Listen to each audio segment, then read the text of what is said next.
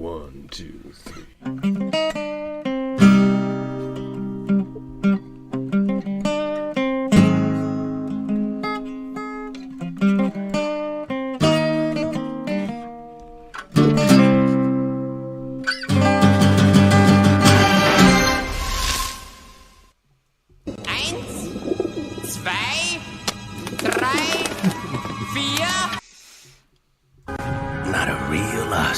Beginning.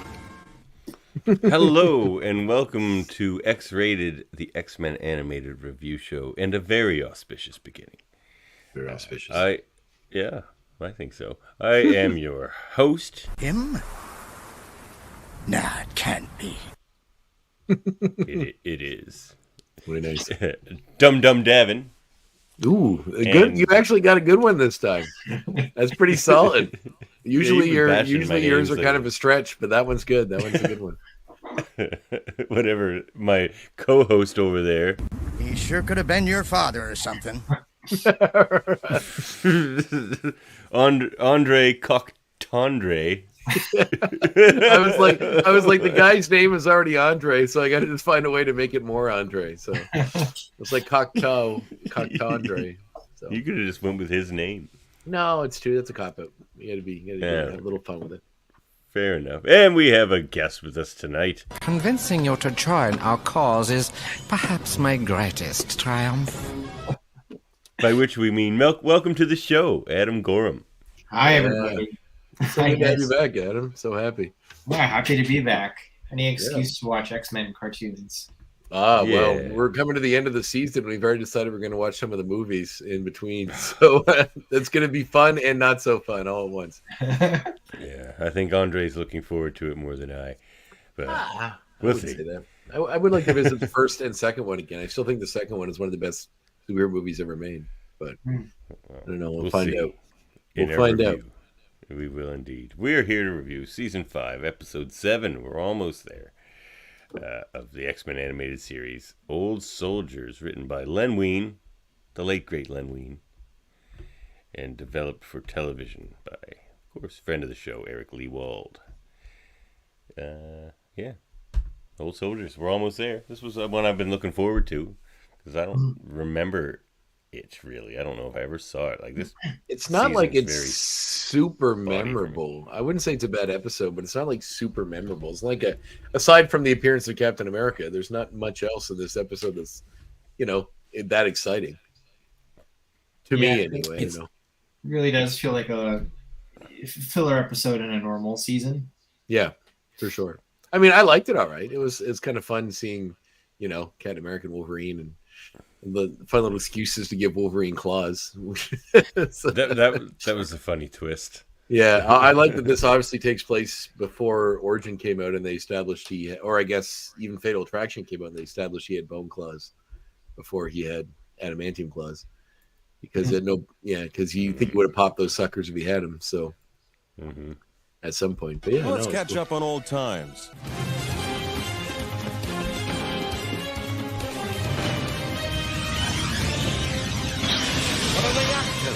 What you think they doing up there? What you think they doing up there? Everybody's favorite segment. We haven't seen you in a while, Adam. So what's new with you? What you doing up there? Some pretty big stuff going on in Adam's world. Yeah, I've been busy. So recently I've been on Miss Marvel, the New Mutant. So it's, I guess, kind of my return to the world of X-Men since the New Mutants. So that came out, I think, a month ago, and the next issue is out next week. That's awesome. Yeah. So is there I'm curious as to and you probably can't answer this question, but I'm curious as to was it just that Marvel tried their hand at being like the Inhumans are a new thing, we're going to make that the thing, and then Ms. Marvel kind of became an Inhuman, and then they're like, well, this isn't really taking off the way we wanted to, so let's just fold her into the X universe? I really do think that it was, trying to bring the character closer to what's on the show currently. I mean, I don't have any special inside knowledge, but that's my understanding. Just because I think that at a certain point there's going to be more people who are familiar with the show than there are reading comics. Mhm. And as I guess, Marvel always is hoping to bring readers over to the publishing side, or like, viewers into the, world of comics. Mhm. I think they do worry about that kind of disconnect where if you're, checking out the comic of the superhero you've been watching and you're like, wait, she's a mutant on the show, da da da. In the comic, she's an Inhuman. Like I think they want to try to make that as smooth a transition as possible. But Yeah, I've noticed that's, Marvel does pretty much do that with almost everything. Like even if the costumes change for the movies, they change in the comics to match, and which no complaints, whatever. I always find it really funny that Marvel's like so keen on that, and there have been like some pretty key points in like Batman or DC's worlds where they just don't care at all. Like I remember when Christopher Nolan's Batman movies were coming out, that was like when they killed Darkseid killed Batman in Final Crisis, and like Dick Grayson was running around with yeah, Damian Wayne as Robin, and like it was like nothing like what was going on in the movies, and then they're like, we don't care, and I was like, yeah, it's kind of funny to watch the difference. that's when I was avidly reading Batman as well. Me too, actually. Yeah, I loved it. Yeah, me too. But I remember when Bryan Singer's X-Men came out, like a year later, they had the new X-Men, and that was sort of like the first revolutionary, like X-Men revolution that I have lived through. Before the Krakoa age, where the X-Men were just like had a bold new direction and a new look and everything. And I remember even then people were like, "Wow, they're trying to make the outfits similar to the leather outfits in the movies." But it happens. But I know that, like, in the case of our comic, Iman Vellani is, she was heavily involved in the whole thing, and so I don't think that she went to Marvel and said you have to make it like my show. But I think that having her, involved because she is the character, like it kind of makes the whole thing go down easier for people who have those kinds of reservations about making the comic too similar to other media. I was a fan of the comic, right? Like she rallied sort of to, I don't know if she rallied, but like she was a fan of the book before she got the role. So, yeah, like a huge fan. Like there's pictures of her like cosplaying as Ms. Marvel at cons and stuff. So yeah, this is literally it's a wonderful story actually. That I actually wasn't familiar with before, but I learned that she was just a big fan, and this is sort of like almost like a Cinderella story. It's very apropos. Yeah, for her to be like the actress who gets to write the book about her character. That's very Miss Marvel, who writes her own fan fiction in the comics. It's perfect. I don't know if they were thinking that when they had it, but it's I don't know, but that's a great observation. And she's great as that character. I enjoyed that show a lot. And I really like the sort of subtle tweaks they made to her costume to make it like X-Men. Oh yeah, I think it's pretty. I love her X-Men costume. Like, can I show a page here? Absolutely, you can. Book's been out for a while. Like, this is amazing. I love that outfit. Yeah. The as a graphic designer, I certainly appreciate when costumes flow so well and then they look really neat. And that one I thought was really cool, especially when they tweak old ones and make them new and different. Like, obviously Spider-Man, all those other ones, but there's so many different versions. If they really homage the original, but also do something new and cool, I'm always happy with that. Well, the costume design is by Jaemeel McKelvey, who designed her initial costume, so you get the consistency there. Mm-hmm. And I remember when I got the assignment, they sent me the costume design, and I was like, "Oh, this is pretty sweet." Jamie's very good at what he does. And then I never got a chance to draw the costume in my run on the book. I got to draw her OG costume. So. Oh really? Yeah. Maybe that's a spoiler. I don't know, but we won't draw attention to it. All right, that's for sure. I appreciate it. We would want your corporate overlords to come down and bring the hammer of God down upon you. Oh well, I'm off the book at this point, so I guess I could really just say whatever I wanted. Well, you may want to work for Marvel again in the future. So. So did you do the flashbacks? Yeah, I'm doing. There's dream sequences in the book. Yeah, like this stuff. Yeah. Oh, awesome! Those are fun. But yeah, that is all her old costume. That's funny. But I love that group shot too. I love that shot you did here. Yeah, that was a lot of fun to do. I kind of it was sort of a case where be careful what you wish for. Like I was very excited to get to draw so many characters in my dream sequences. Mm-hmm. But there's a few pages where I was like, these are too many characters. These are too much. I think on one page there's like this one, that one. There's that one. Yeah. I think there's all like the Miss Marvels. Like that's hilarious. There's like 4 panels, and each panel is like every team that she's served with. Oh yeah. Remember that? Yeah. The champions and all those guys. Yeah. But it's funny because Miles is on like 3 of those teams. He's like in every picture. Miles Morales. He's on all of those teams. Well, they're always like they're always teams of young people in the Marvel universe. So there's like a well that they continually go back to for popular young person characters. And he's always one of them. I really loved. I know you didn't have anything to do with this part of it, but I thought the rolling out of the alternative covers that are homages to old X-Men covers that are famous was really cool. Mm-hmm. Like the original X-Men #1 cover with her included, and then the Frank Whiteley new X-Men cover with her included, I thought was very cool. Yeah. Yeah, I see Chris Samney do that one, which is cool. I like him a lot. Oh, so do I. And his Daredevil run, I really like. I've been Strange Adventures had the artist edition, and they had it down, a little bit off, and I kept putting off buying it. I think someone else got it, but man, I was really close to getting that. The book was so beautiful. No, those artist editions are so nice. I always will think about getting. I only ever really see them at conventions where they're marked up through the roof. That's really only when I ever have like a chance to like physically get my hands on one. But then when I the pricing at shows is pretty ludicrous. I was at money is no object to André here. Money. Oh, okay then. Oh, come down. as a an average income self-employed man with no children, I sometimes spend money on ridiculous things. As you should. Let's look at those gremlins. Yeah, they're pretty good. We're expensive. One of my most prized possessions that actually is worth something now is this thing, which is the Infinity Gauntlet. The statue one that sits on the base. It was like a numbered one from. There's one point where I used to work at a comic shop, and I got everything for cost. So that just made everything. That's why I got all these. It wasn't because I was, just throwing stupid money away.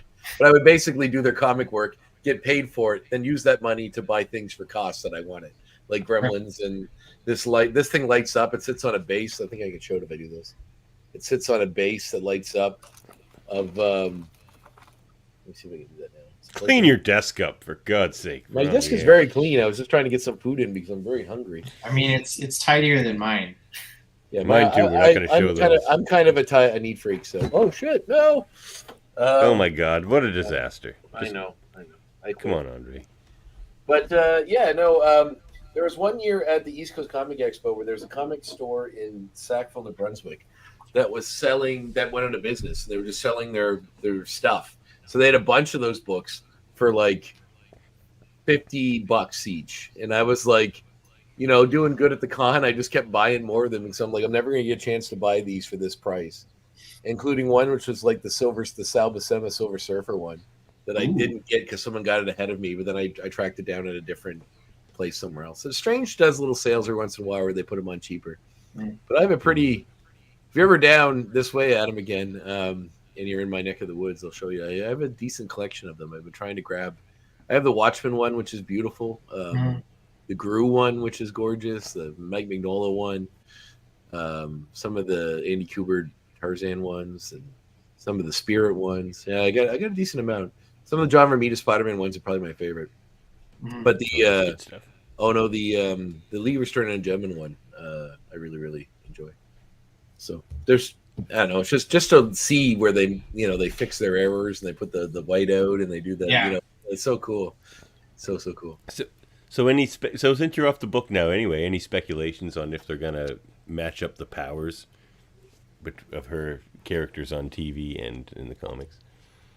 I can't say. I didn't read those portions. Okay. So when you're just doing like a portion of the book, do you not get the full script, just the parts that you're? No, I get the full script, and I do my best to read all of it. But and in some cases that I have to, but for the most part, the stuff that sticks is the stuff that concerns me. So, but I usually, when the book comes out, I'll read the whole thing. But not always immediately. I have it's actually kind of difficult for me to look at my own work once it's published. Oh, really? You're one of those? Yeah, I am one of those. Yeah. I'm like that too. So yeah. So I will get curious about how things get printed, because I know how it looked like when I drew it, when I scanned it. And I as you probably know, whenever you scan your work and you see it up close, magnified 25-50%, or it's horrifying seeing all the little.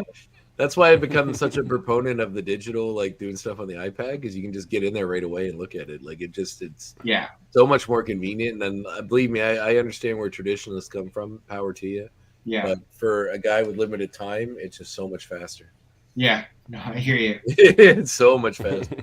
Yeah. Been having fun working with that. You're the one I credit for that, because watching you work at the East Coast Comedy Expo, I was like, man, I got to get one of those. They're so good. I'm glad I could help. Oh, dude. Help do Apple's work, I guess. Yeah, that's right. That's right. Steve, the ghost of Steve Jobs owes you some money. Previously on X-Men. I think our young lady has always been ready for all the adventures to have in this world. Yeah, but is the world ready for her? That scene of her running through the woods is so ridiculous. It's just so ridiculous. Oh, all right. Old soldiers. Old soldiers. So this is yet another one of those episodes that I often tongue-in-cheekily say that I could probably describe in 3 sentences if it wasn't for the sake of plugging into some of the details of this episode. But we do see a group of gentlemen who are at a gravesite in France. You're paying respects to some of their fallen soldiers, their comrades from the big one, as they refer to World War II. They see a man looking over a gravestone and approach him thinking he's an old comrade of theirs, and then realize that he couldn't be him because he's obviously far too young. They said he looks like someone that they fought with in World War II, the big one. Look at this angle. This is some hard Japanese style angles in this new animation. Which is like I said, it's not as bad as I thought it was going to be so far with the studio. It's not great, but it's not so like different. Utter dog shit. No, it's just like when you have I'm trying to find an allegory that's like a proper one, like really good hot dogs, and then the 99-cent hot dogs. It's they're still hot dogs. You still enjoy them, I guess, but it's slightly better. Not slightly. There's a quality difference you can tell, but if it's still something you enjoy overall, you'll still find some enjoyment out of it. So, this gentleman, Wolverine, as we know who it is, dismisses them for, saying that he's not the guy they know. They say, oh, well, they're going to go eat. They're going to invite him if he was him. And then they take off. And he says he would have liked to join them on their trip to himself because he knows the guy. That he is the person. But he doesn't think they'd understand how he still looks like a young man. Which is funny because... How dare you kick it before I can get my hands on you? You cheated me, old man! So, I don't want to get to it far ahead of the episode, but Wolverine is at the gravestone of this person he believes was a traitor who died of old age before Wolverine could get to him and slice him up, apparently. Which is this is what are you going to go find a dude in his 90s and just slice him to ribbons? You son of a bitch. You sold me. He was hoping to get him when he was still, a little younger. I guess, but years ago. Do you think if Wolverine would have got to him when he was in his 80s, he would have just been you're old now, I won't kill you? Depends on what he says to him.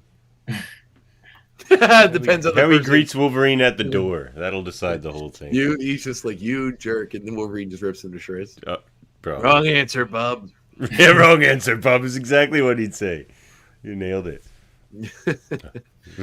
So then we get a flashback leading us into how we got to this point, which is during the German occupation of France during World War II.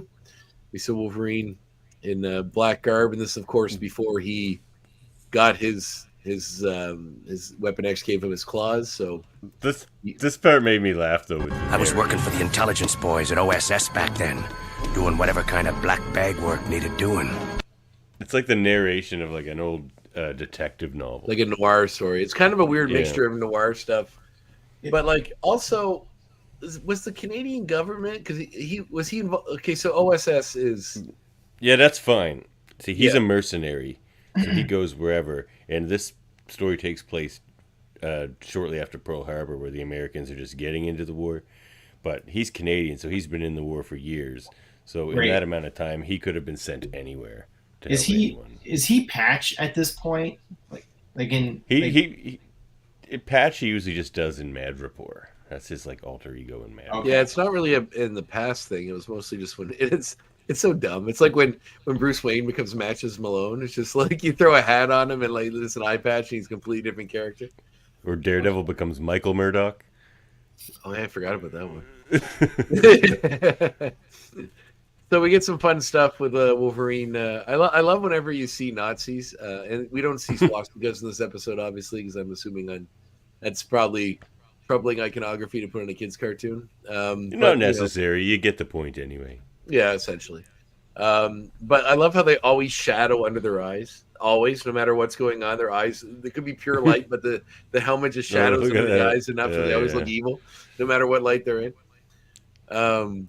So while jumping rooftops, he slips and he falls near a ledge and knocks some rocks down, which goes off the helmet of one of the SS here, who start yelling that they know someone's up there, and he manages to spook a pigeon.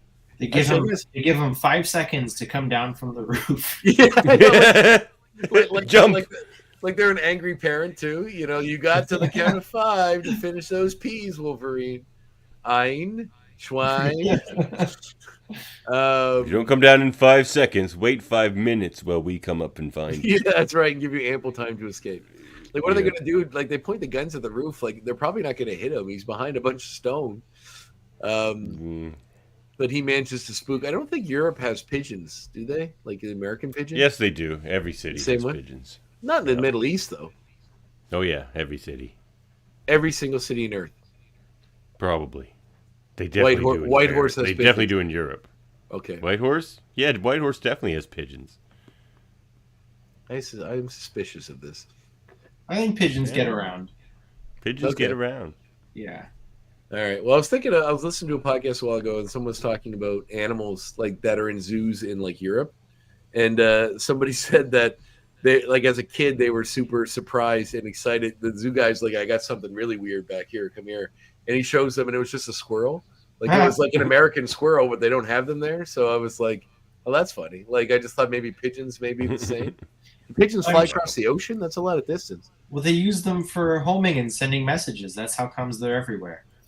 Oh, that makes sense. They just never went back. They were bad homing pigeons. They just stayed whatever country they got sent to. Yeah, every once in a while you get a lemon pigeon. Passenger pigeons are extinct now, though, because everyone killed them all. We were thinking they were sending spy messages. Way to bring it down, Davan. Yeah. Debbie Downer, Davan. But this is a spy story. I thought it was pretty appropriate. No, that is true. But that's funny. You get a lemon pigeon every once in a while. So anywhere's by an ocean, they're there. They're called rock doves for a reason. Anywhere's on the rocks by the ocean, there's pigeons. I didn't know that. Yeah.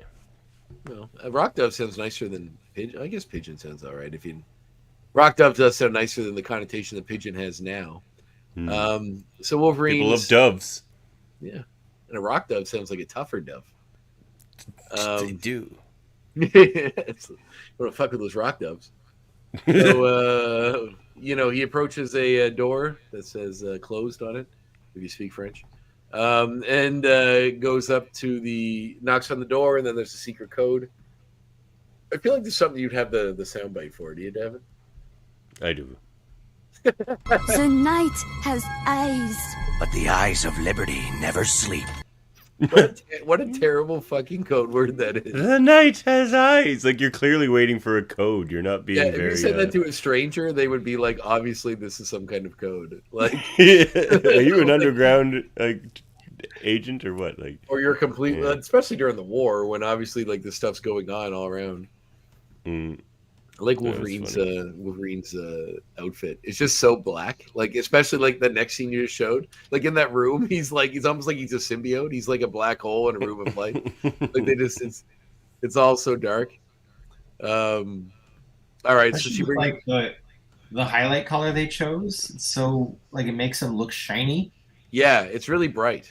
Yeah, They do that with him a lot. Like, remember that time he was like highlighted in orange? That episode? Because I wonder if it's supposed to be like spandex, like not leather, but something like that. So I don't know. Like usually, I mean, you would know better than I, Adam. But in comics, they usually like will do pitch blacks, but then do like a light blue or a darker blue or something for the shadow. yeah, blue or a gray sheen, which is like why this is kind of funny. It does look like he's wearing like black latex spy outfit. Like latex. Look at that one. He just like it's like the super tight spandex when he walks, just like the old sofa sound, like the latex turtleneck, latex toque. This latex toque is the funniest part. Yeah, that would be pretty uncomfortable, I must say. And the turtleneck, like, he's not breathing. He's gonna be sweating over there. He's just dying. He's losing weight as we speak. Oh, yeah. That's really funny. Well, it's when I was a kid, like, because I was such a Mark Bagley fan, I read like all those Spider-Man comics, and I thought Venom was actually blue just because the shadows of him were so blue. Right. All those comics back then, even Ron Lim drew them and other people. I just for kicks because I wanted to see if it was as good as I remember as a kid or as bad as I assumed it was as an adult. I've been rereading the Maximum Carnage storyline. It was free on the Kindle Unlimited, so I've just been reading it. And because all these different artists are drawing Venom throughout these different parts. And it's like super blue in a lot of it that when I was a kid, I'd always draw on blue. You always seen blue to me. Mm-hmm. But Wolverine goes into the basement of this the secret hideout, sniffs someone, tries to protect her, but then realizes that it's what's his name? Sergeant Happy. It's Happy. No, but his real name's something else. Shaw. No, Samuel. Call him Happy. You call him Happy Sawyer. Yeah, That's what Happy Wolverine Sawyer. calls him. That's what I thought was funny because, like, Happy Hogan, Happy Sawyer. Is there is this character an existing? That's what I was Marvel thinking. character? I was trying to find the connection in the Marvel universe. Yeah. Which The way they drop the name, it's like we're supposed to know something. Yeah, and his name is listed in the credits, which means he might be important enough to bear mentioning. But I didn't have time to do like a real deep dive on finding out if he was someone of merit, Right. Or someone connected to Nick Fury or something like that. It probably is a character from old Howling Commando comics or something. Yeah, maybe. But the Happy thing I just thought was funny. Yeah, no, he is a character. Actually, I just Googled him. He is a character. He was in the Captain Marvel movie. He was the black one of the Howling Commandos. He had like the Russian looking hat on. Oh yeah, cool. Happy Sam He's a Sawyer. Howling Commando. Oh right, yes. Sam Sawyer, yes. He was let's see, he's buried in Arlington Cemetery. Baron Strucker created an LMD of him. Yeah, he was one of the Howling Commandos. And he was a general at 1.2. Yeah, he was so serious they named him Happy Sam as a It's an ironic name. Yeah, exactly. But only his men call him Happy. That's funny. So so we see him give a map to Wolverine, which is such a. Do you have a picture of the map? Yeah. Just show the map picture. It's just like there. You're going there. Everything's pointing that way. Everyone's going there. The red dot. From that way they're going there. From up there they're going there. That's where we're going. It's such a rudimentary, like there. There's a couple arrows up pointing towards it. You're not going to miss that. So get to the place that's big and red. You'll know it when you see it. So Wolverine's mission, as indicated by Happy Sam Sawyer here, is to go rescue André Descote. Cocteau. Or sorry, I got it wrong. Cocteau. Who is the? I was thinking of This guy you'll like. Yeah, he's referring to Wolverine as a partner on this mission that he's going to meet along the way. Wolverine doesn't like partners, but Sawyer reassures him that this is one he'll like. And Wolverine getting far too intimate with this woman he just met. It's like she's like Justine. She's like, just so you know, like he's my father. They tell Wolverine to rescue him, or if he can, to eliminate him. Yeah. They give orders to Wolverine to like murder this guy if necessary in front of this guy's In front daughter. of his daughter. He doesn't really protest either. It's just like, just so you know, he's my father. And then Wolverine like just so you feel really bad when you have to do it. Like Wolverine like grabs her by the face. He's like, "I'll bring him home." You know, like, it's like, I just met you. Calm down.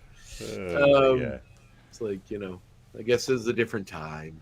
You can it was war. You can manhandle women whenever if you wanted to, I guess.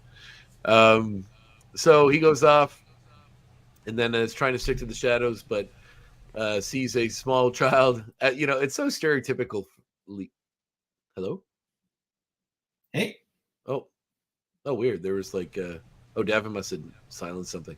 I just lost my sound for a minute. Like it sounded like it was completely dead. Oh. So. No, you're good. Yeah. It's just me, so you guys don't hear the dryer going off. Oh, okay. I could hear the ambient noise behind Davan, which was just minor, but just when it went away, I thought maybe I lost my sound. So, yeah, we see like the most stereotypical thing you probably ever see in any cartoon involving someone in France. Someone running with a baguette. This is taking place in Paris. You know what this kid needs? A baguette. He can't have any other kind of food. All they eat in Paris is bread. That's it. So this young war orphan, I assume, is running with his baguette that he got from somewhere. He trips over a garbage can, alerting the Nazis. Who? Oh, I forgot this clip. Bonne chance, mon ami. Please be careful. Petite. Careful's my middle name. He doesn't quite do the petite thing as well as Gambit, I gotta say. Yeah, which is a funny little nod because, like, obviously he doesn't have the Gambit reference yet because they haven't met at this point. Gambit's not even born yet at this point. So, you know, just really funny. So, you know, these soldiers apparently are going to shoot this child for being out after curfew, it looks like, with his bread because he's hungry. So Wolverine interferes and, you know, gets involved with fighting off the SS characters here, but quickly becomes overwhelmed by their backup, but is then saved by a hurling shield that stops bullets from riddling Wolverine and takes out a bunch of Nazis. And then we see, of course, Captain America with a suspiciously orange belt. Did you notice this in his design? His belt is like bright orange. It looks very off in his design. I'm assuming I didn't notice that. I'm assuming it's like a Batman utility belt. Yeah, kind of. Yeah, I assume it's supposed to be brown. It's just a miscoloring from the. It's like Halloween Captain America. Yeah, he always had like a brown leather belt, I think. Yeah, it usually had like a silver buckle, didn't it? I guess it depends on who's drawing it. Yeah, it was like an oddly like very regular belt for an otherwise pretty fabulous costume. And like why like that costume is skin tight. Why would a belt be required? It's like there's no pouches on it. It's not like he's using it for storage. It would make sense if he had pouches on it, because then he could put like, you know, ammo or whatever he's got to travel with, food, all that sort of stuff. This is back when Captain America shot people. That's right. Which is why it's perfect that they got friend of the show Lawrence Bain to voice him, because he's like an edgier Captain America. This Captain America, this is back kind of. I mean, he's in the dirt of war. Bain's voice was pretty great on this, I must say. He does sound good as Captain America. Friend of the show. He is a friend of the show. By the way, if you're Logan, I'm your backup. I'm Captain America. And I think it's pretty progressive of you know, them to cast an indigenous actor to play indigenous Canadian actor to play Captain America. I guess they're just like, hey, whoever we can get, you know, whoever's free. But he had a great voice. He sounded perfect. I liked it. What about that guy who does Cable? Get him in. Yeah, get him in here. Wild Man of Borneo. The Wild Man of Borneo. Which I have some insight on that to talk to you about later. That comes up a lot because when Cable appeared in, you know, somebody asked him who he is, and he said he's the Wild Man of Borneo, just like as an aside. And we always kind of wondered where that came from. We even asked. Well, we asked Eric Lewald about it. Eric Lewald, who said he just got it from somewhere. But he said that's what like people said back when he was a kid. It's like, and I think I know where it's from. Which I discovered when we get to my recommendations later. So then we catch Wolverine and Captain America looking at the cliff or the castle they need to break into, which is at the top of this giant cliff. Castle on a cliff. Very intimidating. Yes. Wolverine goes into his sack and pulls out these handy dandy claws, which look very, very similar to the ones he just happens to get by fate later from the Weapon X program. You know, they make a real meal out of showing him holding these, like, oh, I like these. I can get used to these. And they like zoom in on him, hold them over his face. And so, they not a functioning climbing tool, though, I gotta say. Like, there's a reason you use a single point to, like, dig into a rock. Those three would just knock out pieces. And you're like, you certainly wouldn't use ones that long. You know what I mean? Like, you would, they wouldn't need to go, like, they were so long that you would never dig them into the rock that far. Like, the ones that look like claws, I get that are short, you know, that dig in a little bit but don't, like, break the rock away. But these ones... Captain America might be strong enough to climb a mountain with those things, but I don't know about Wolverine. No, this is before he has the 300-pound skeleton, so... Yeah. So they come across... it's also funny, in like, you'd think if you're trying to break into a castle, you don't just walk up to the front door. But they do, and of course there are sentries there. With alligators in it. So, and I also love in this conceit in cartoons, whenever, like, there's a bunch of people shooting guns or coming to attack you, and someone, like, knocks a tree branch on them, it just knocks them all out immediately. Like, they're shooting guns at Captain America, who's deflecting with the shield, and Wolverine uses the claws to break a tree branch, which falls on them and knocks them all out, like, right away. You think if it did that much concussive force to put them down, it would either kill them or severely injure them. This brought up I brought this up in a conversation yesterday, actually, because there's something about trees falling on people. Oh yeah, I remember what it was now.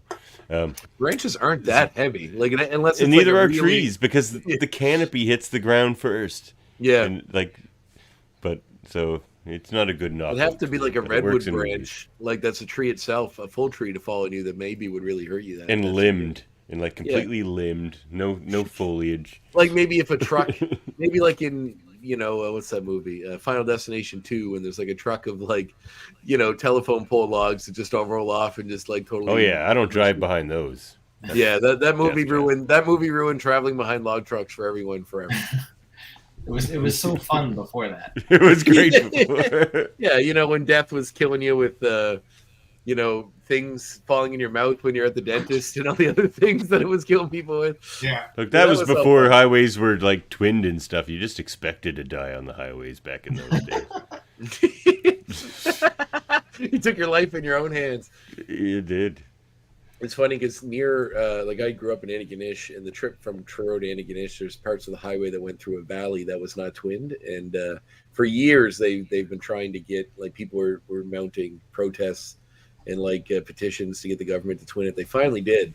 But that stretch of road always terrified me whenever I went home, especially when I was coming back in the dark, because like there were tight turns that go around corners like this, that like if one guy drifted over the line when he made the turn, you're screwed. Like a significant amount of people have died there over the years, but I guess enough that the government finally decided to do it. But so anyway, they break in, they come across the doctor who doesn't want to go with them. He says they need to leave him there, but Wolverine does, like, essentially, I'm guessing, a Vulcan nerve pinch. I don't know what he does here, but he just like touches the guy's arm and he knocks him. Judo chop. A move he learned. I'm assuming that it was like he's referencing to his time in Japan, but yeah, because he's like, it's something I learned a while ago. I thought he was in Japan after this. I thought so too, but that's the only thing that I could think of. Well, he goes back to Japan, I think, more than once. But not in this series, but no, not in the ones. Well, they did do the flashbacks with Lady Deathstrike and that stuff. Then we got the one when he actually goes to Japan and fights Silver Samurai. But yeah, so he does something to incapacitate the doctor. It's enough to knock him out, but he can also still walk. So I don't know what this is, but it's some kind of hypnotism, maybe. I'm not sure. So he just says, "That's an old trick I learned. You'll be fine." Yeah, I guess. But how? So they walk up the stairs with him on their way out, but then they learn. He's just kind of like rubbing his head as they. Yeah, and he's walking up the stairs. He's walking by Wolverine. He kind of comes to when they're getting near the exit. So you know, but then they come across more soldiers because there's an alarm goes off, When they get up the stairs and they find soldiers there waiting for him, he exclaims like, "Not again!" as if he didn't expect to see any more soldiers in the Nazi castle. Yeah, those 4 we dispatched when we came in were all they got. How many guards do they have in this castle? Yeah, so the alarm goes off, and then all these guards surround them. Wolverine wants to fight, but Captain America tells him not to because, the good doctor there could be hurt. So Wolverine, they How are you progressing, Herr Professor? And then we meet the person in charge of these Nazis, the Red Skull, Hair Skull. He's wearing a very classic Red Skull outfit, the onesie, the green onesie, which he wore in all the old comics. I like the black eyes with the little white line of the pupil. I think it's kind of interesting. I guess it's like how they would draw evil people back in the day. Kind of looks like floating pupils. Yeah. Yeah. Which is always kind of interesting. Yeah, it's a nice touch. Yeah. And then we get Wolverine. We cut back to Wolverine. Must be back from a commercial break because he's still at the gravesite talking about what's going on. We see Captain America and Logan hanging. Captain America's in the torture rack there, and Wolverine's hanging from the stocks. Skull says that he's interested in finding out if the shield actually is unbreakable, maybe they'll test it later, implying that they'll use it to fuck up Captain America, which is kind of a dark little moment, which is kind of cool. I do like this design for Red Skull. It's very classic.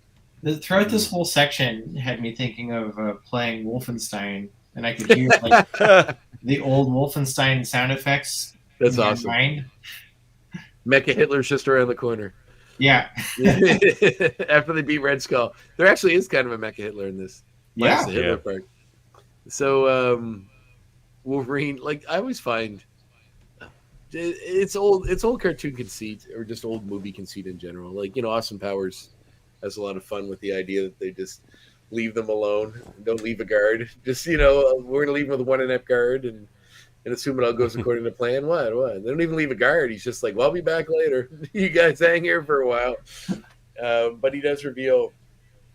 Is he revealed to them here, or is it not until he goes back and finds the? Yeah, sorry, but when Red Skull is first introduced, he reveals that the doctor set off the alarm when they were to warn them that they were escaping, and this is where Cap and Wolverine realize that the doctor is not on their side, and Skull says he's definitely one of us. So we cut back to the doctor and we find out what he's doing. He's working on this giant robot for. Well, sorry. Before we get to that, Wolverine manages to get in a very impressive acrobatic display, manages to swing the stocks over to the shield, knock it up in the air, grab between his legs, swing back, throw it off the wall, use that to break then when it comes off the wall, break his cut through his ropes, and then fall on the wood and shatter it so that he can break free, and then use the claws, which are conveniently just hanging out nearby on the table, to let Cap free. So then they run off to continue on their mission. We see Red Skull and André working on this giant robot, which is the Mecha Hitler I mentioned before, minus the Hitler head in it, but it is a big robot with some SS imagery on it. I noticed on the right there, go back to that last it looks like it's like a red, like a no symbol on his shoulder there. Which is like, if it's a Nazi, what is it? Like a no over the Star of David? Like, what's it going to be? Like, it's no freedom, no defeat. Yeah, no freedom. It's like a fascism symbol with a check mark on the other side. So while they're working on this, the party gets interrupted by Wolverine and Captain America. Red Skull's upset that Cap got free again, implying that this is not the first time these two have tangled. Then he just snaps his fingers, and then a mountain of Nazis that are just waiting behind the door come running in. I always find that they're lasers. I always find that conceit really funny. It's like the bad guy just goes like, and then like 1,000 guys all come running out of nowhere, like they're all just waiting by the door. Like one guy's ears to the door. He's like, "Is that snap? Did he snap? Is it go time?" That's your cue. I think he clicked his tongue. Wait, no, it's a snap. Let's go. They all go running out. So there's a giant fight here between I'm getting like 100 guards that all look exactly the same. Do you ever notice that about all the guards? Yeah. Exactly the same. Nobody has facial hair. Nobody has any scars. Nobody is thinner or fatter than anyone else. They are all exactly proportioned. This is the Ubermensch. This is the dream, the Nazi dream of perfect genetics. I must Oh, say. that's Captain America. Yeah. Well, yeah, he does fit that model very well as well. So, and I always love like. So Cap just like whenever there's these scenes where there's like 100 guys while shooting at them, one guy just jumps into like a pile of 5 of them and knocks them all down. But then like Wolverine jumps in and just like with claws out, nobody bleeds or nobody gets cut. He just jumps in, claws out, and just scatters them all in a great little fight sequence. But the two of them managed to fend off what essentially is 100 guards, just with shields and claws and various fighting techniques. Guile. Good old American exceptional. Jean-Claude Van Damme style guile. That's right. Oh yes, that's a you want to reference Street Fighter. So the Red Skull, demands that André start. He gets in a one-on-one fight with Captain America, which he loses very easily. The bigger they come, making him seem like not a threat at all. Like, there's at no point in this fight where you're like, Red Skull could ever beat Captain America in a one-on-one fight. Which I guess they're trying to make him. Not many times in the comics you think that either, though. I don't know. I felt like in the movie he's strong. In the movie, he seemed like a formidable opponent when Hugo Weaving played him anyway. When the guy from Walking Dead played him in Infinity War, he just hovered and floated around. So I don't know. But So yeah, we see him command the Doctor to load up the giant robot. The Doctor seems hesitant because it's not finished, but Red Skull says, "Give me the remote. I'll do it myself." I love how on his arm, if you'll notice, if you got another picture of Red Skull there, there's a mark on his arm which implies there should have been a band that they colored in. So I'm guessing at one point they may have decided to do that, but then colored it in because the outline is there. And whenever you see him, it looks like there was a band, not like an armband, but decided against it. Probably for smarter. So Skull gets the controller, activates the giant robot, which has a Gatling gun attached to its hand. It starts firing around, trying to kill our protagonists. It's blindly firing enough that it scares off the soldiers that run away. So it's like, they all go all out. Cap throws a shield, which knocks out the regular hand of it. And then Logan goes to town, taking out the gun hand, but then manages to. It's still walking towards him. He manages to pull the trap door in the front of the robot open, and Cap throws the shield right through it, disabling it. But then Red Skull and André manage to get away because when the robot falls down, it causes an explosion, which sets the castle on fire and threatens to kill everyone. So they all vamoose. Red Skull and André escape onto a plane. Logan and Captain America jump onto the wing of the plane to try to stop it. They hang on for quite a while until Red Skull manages to shake them loose. Put all your weight on it. To which they both conveniently fall what is essentially a mile or take two. Take it down like a cheetah takes down a gazelle. The two of them manage to fall what essentially appears to be a mile or two to the earth. And then land in a cart of hay, very conveniently placed directly under where they fall. Which I thought was very, I get Wolverine would survive it. I mean, Cap probably would too. I feel like in the Ultimate Comics, they had a famous sequence where Cap jumps out of an airplane and then lands somewhere on his feet. So, I mean, I know that's another universe, but so is this one. So, yeah. But they both managed. Then they're approached by the Howling Commandos, who I'm guessing that's Nick Fury. They don't call him that by name, but he seems to be their leader, has the black hair.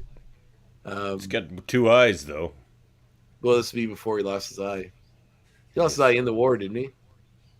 I don't know. In all those old Sergeant Fury and the Howling Commandos things, didn't he have a eye patch then, too? He did. Maybe it's not. I mean, it's not that's Happy Sawyer because he has a beard and he didn't before. But we see, was it Frenchie back there? But that's the Frenchie guy in Dum Dum, yeah. Yeah, for sure. So I also like the guy's got a toothpick in his mouth. which is such the tough guy thing to do, which I think is always very funny. Tough guy, but also hygienic. Okay, yeah. I don't know, but it depends on how long that toothpick's hanging there. So, Wolverine's pretty upset. Bacteria stick now. It's been there for months. Wolverine's upset that they failed the mission. Captain America tells him that they may have not got the doctor back, but they, destroyed a major Nazi stronghold and broke up a big operation. And that ain't bad. Very bad.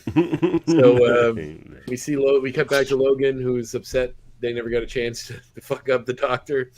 On his revenge missions, he hunted him down, but he never tracked him down, and then he's interrupted by the doctor's daughter, Justine, sorry. Justine Cocteau. Who tells him the truth. Who doesn't seem to have aged all that much, considering this is 50 years ago. Yeah, she's looking pretty good. Yeah, considering let's say she was 20 then, she'd be in her 70s now. And, still looking pretty good. I'm going to say 20 because it makes Logan's actions a little more problematic if it's any younger than that. The funniest part about that to me, though, is just like, it's like, you guys would never understand that I'm this young still, and he couldn't go hang out with his buddies. But she just walks up to him and she's just like, oh, time's treated you well. No big deal at all. Like, they just move on and start talking. So, like, maybe he could have went and had beers with his fellas. Or maybe, it doesn't make a lot of sense unless these two had a relationship after that in which he told her stuff about himself. But that's all. Can't think of the word right now. Conjecture. So, anyway, she tells him that he never knew the real truth, which was that her father the whole time was a double agent, which is why he was, hesitant to give Red Skull the controls, and that he was secretly sabotaging all of the Nazis' big plans. He stopped them from getting certain bombers up and running. He stopped them from getting their nuclear program under wraps. Essentially, André Cateau is the biggest hero of the ever. Like, he stopped the Nazis from making nukes. Like, that's it. That's like the biggest hero in the history of the universe. Like, he should be. The fact that Wolverine, after his death, you think they would have let that out, or you think it would have let it out after the war was over, but apparently didn't make it in the history book. That's a part of the plot of Rogue One, if I'm not mistaken. Yeah, right. That's Jyn Erso's father, Mads Mikkelsen's character. Yeah. He's the reason they left the giant port in the side of the Death Star that someone could fly into. Come on. I think it's time we drank us a toast to your old man's memory. So yeah, having that information, Logan writes "hero" on the tombstone, with his claws. Then the two of them. Also, he has claws now. To face is a tombstone. Yeah, and also he has claws now, which doesn't seem to bother her either. She's like, oh, what's going on with those? They must have had a conversation. I'll tell you over beer. So notice how I'm young and I have claws now. Let me tell you about that. I'm amazed that the history books do not reflect what a hero this man was, especially after the war did 50 years or 45 years ago. Like, at this point, I'm pretty sure because of the sense of information of it, though, it could be one of those things that doesn't get released until 50 years later. Maybe, but who's gonna go after him? The secret Nazis from Indiana Jones? Are they gonna what's gonna happen? Well, could be Indiana. I guess the Red Skull. I guess in the Marvel universe, the Red Skull is still around, and and Hydra.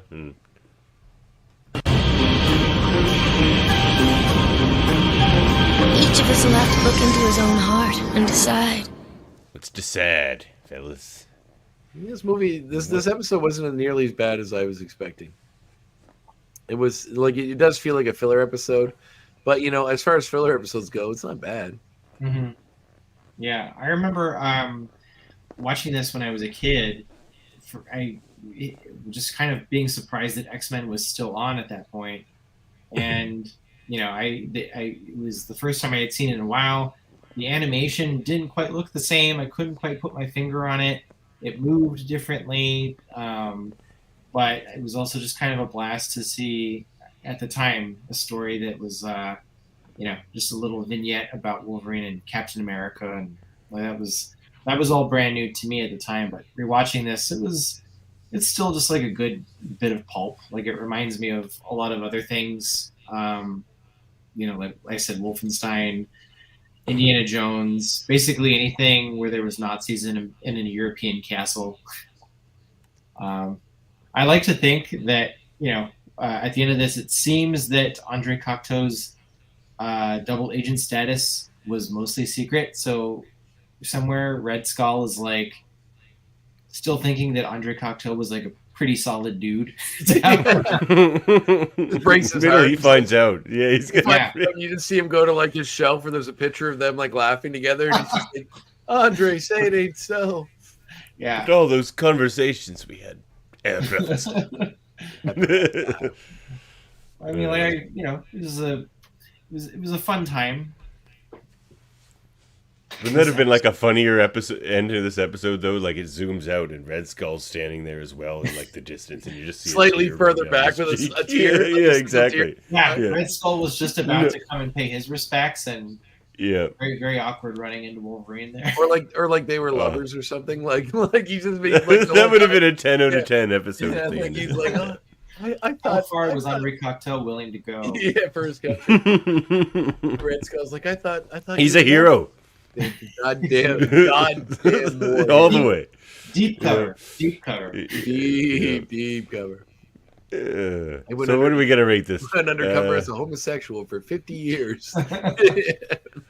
You first, Andre. 7. It's fine. Like it's not that bad. The animation probably dips it a little more, but as far as like, you get a fun period thing with the war stuff. You get a little bit of noir stuff. You get the Red Skull. You get Captain America. You get giant Nazi robots. You get Wolfenstein references. I don't know. I'm down with it. We got a happy Sam Sawyer. I mean, come on. What more do you need? I think it's a solid 7. Adam? I'm inclined to agree. 7 feels right. It's certainly not a bad episode. I think it's pretty harmless, but it offers up like more fun than not, So I feel like 7 is fair. I think the Morlock Christmas is going to remain our least liked episode, or the worst episode of the show. Did it get the bottom? It was pretty bad. It was. I remember I really hated it. You were very. Dave Cutler watches it every Christmas. Well, I love that Dave manages to hold on to his inner child so tightly. But I don't think mine died because I could not. To quote Tommy Lee Jones when talking to your inner child needs a baguette, Andre. I could use one, but my inner to quote Tommy Lee Jones when talking to Jim Carrey behind the scenes of Batman Forever, I cannot sanction this buffoonery. I cannot abide. You said I cannot sanction your buffoonery, which I think is such a Tommy Lee Jones thing to say. Yeah, but I'll give it a 7 as well. But I think it's really on the strength of the ending. I thought it was a funny little twist on how he was actually this big hero. Yeah, it was kind of interesting. Yeah, 7 works for sure. Well, it's a nice tribute to the unsung heroes of the war. Very much a Len Wein story. He likes those themes. Oppenheimer just came out, so maybe we're all thinking about these people working behind the scenes. I haven't seen it yet. Well, it's an interesting movie. I've been hearing a lot of mixed reviews from people. I loved it. It's very dark, and some people call it a horror movie. I wouldn't go that far, but I mean, when faced with the horrors of what this can do and what it has done, it's pretty terrifying.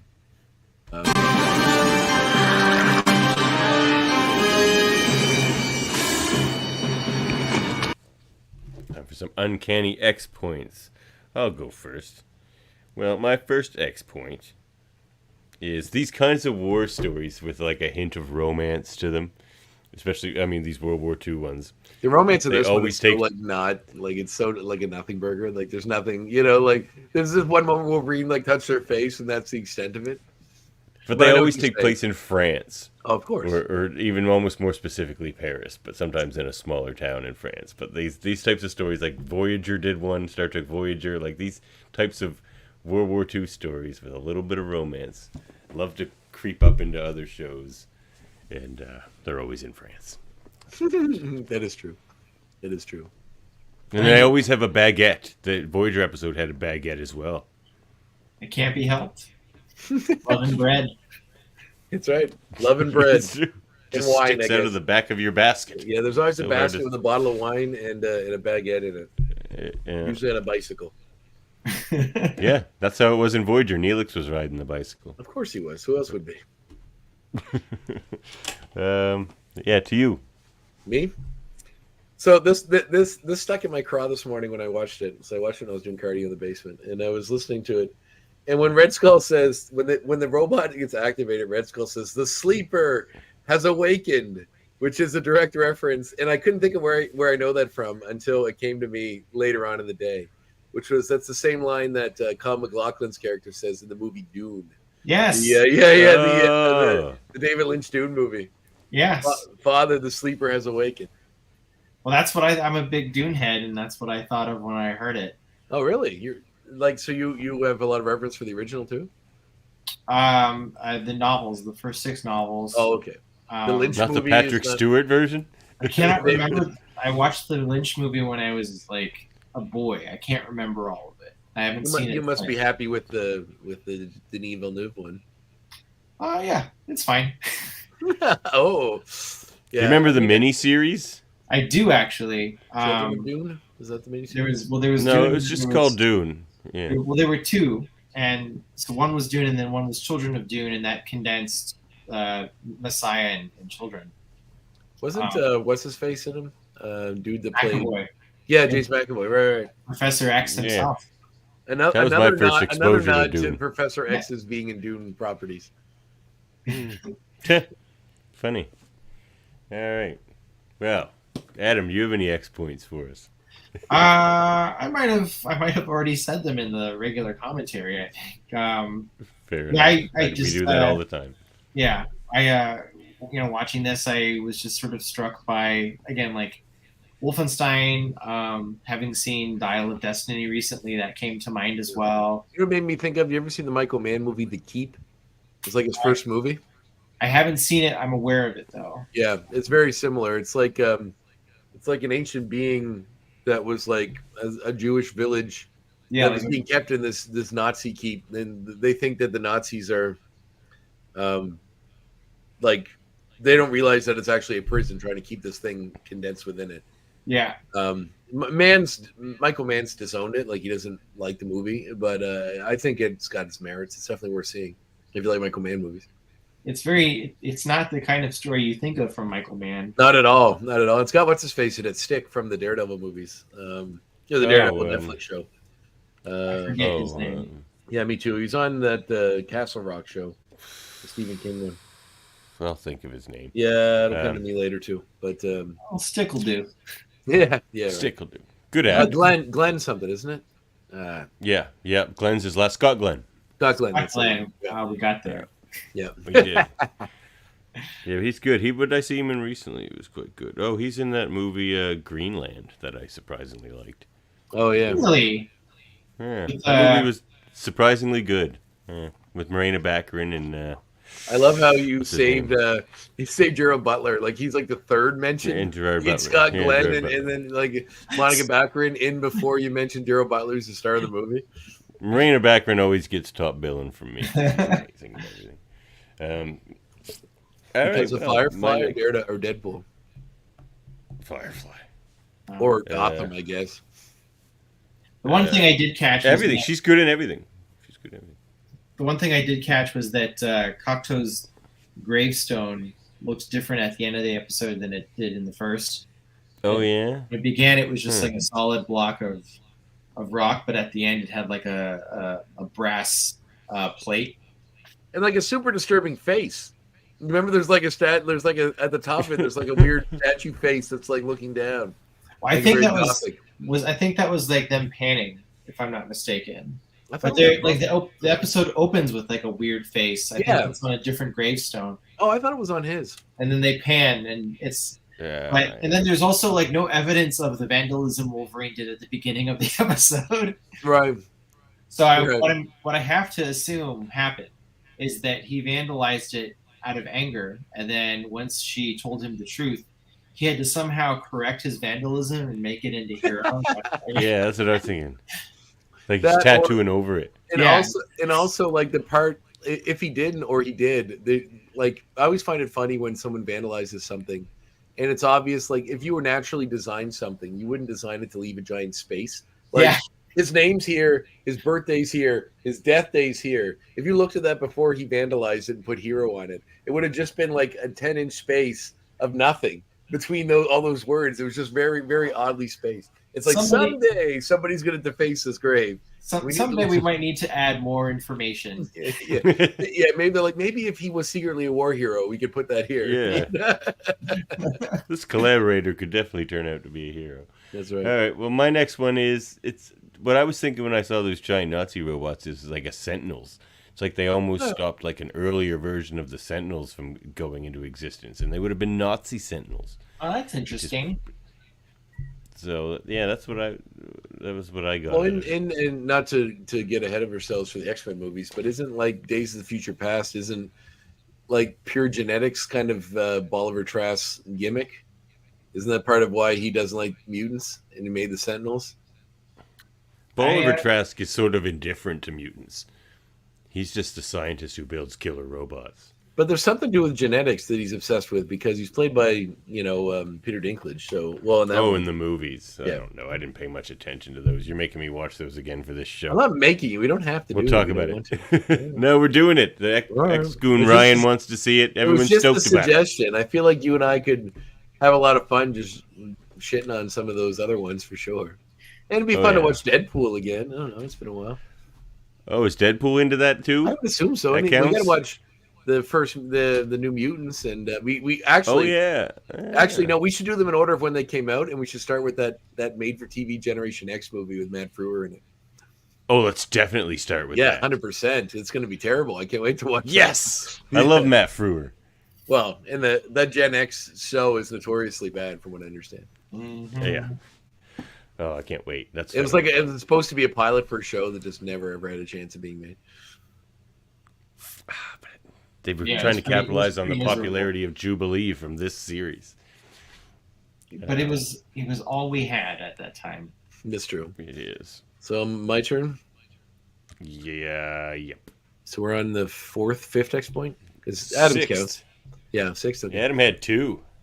So Captain America says, this is a quote directly from the line, which I forgot to mention earlier that I thought was funny and I made a note of. When they're walking around before they get to the castle, Captain America says, "I like your style," to Wolverine. And Wolverine says, "Wish I could say the same. Where'd you get that Star-Spangled Monkey suit? Fatigues would be a lot less obvious." And Captain America says, "But I'm more than a soldier, Logan. The costume makes me a living symbol of everything we're fighting for. A symbol of pride and of hope." And then Wolverine says, "You wouldn't catch me in something like that. It's got to itch." Which is funny because that's exactly what he wears now. Like, yeah, like in the past, he's like, "I'm never wearing that spandex bullcrap," and then, which is already what he was kind of wearing in his suit there, his stealth suit. But it's like he in the movies, what would you prefer, yellow spandex? Yeah, which he gets now in Deadpool 3, according to the images we're seeing. But yeah, I just find it funny that he's like, "God, never wear a stupid superhero costume like that," and that's all he wears now. Thanks, Cap. All right, thanks, Cap. Yeah. All right, back to you, Adam, if you got any more for us. If not, don't worry about it. Oh, no, I think I'm good. Okay. Well, here's the next one I've got. Because remember when we had the Lee Walls on, they said one thing they weren't allowed to do was use bullets. That's why everyone always has lasers. Yeah. This is the closest to things looking like bullets. Like they have a Gatling gun. I mean, they do have sort of that like laser beam streak behind them, but you can sort of tell that it's bullets because they're clinking off Cap's shield and stuff. So somehow they got away with it for this episode. Yeah, they wink at a few things. Like there's a scene in the hallway or the steps where they cut away just after what looks like Wolverine had like stabbed somebody with claws up against a wall. And so it was clear that while Cap is knocking people out with his shield, Wolverine just murdered somebody. But it's a quick enough cut that doesn't draw any attention to it. But that's what Wolverine does, So I liked that they were able to suggest it without making it too dark.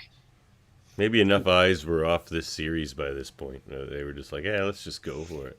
It reminds me slightly of like when you read about like the Batman anime series from the 90s and how they were like when they had the Joker, and the story was that he was killing people with the Joker gas, and people are like, well, that's far too disturbing. We can't have him kill people. Let's just have their face frozen in this maniacal grin that'll never go away, which is far more disturbing than just seeing a dead body. Like when they're just laughing with the eyes and there's tears coming down the eyes and they just can't stop laughing and they got this like monstrous grin. Like that's way scarier to me than just a dead body. It's like, all right, we're okay. Fuck you guys. We're gonna make this way more. We're definitely gonna fuck up some kids now. All right, back to you, André. Okay, Wolverine. That's this line Wolverine had.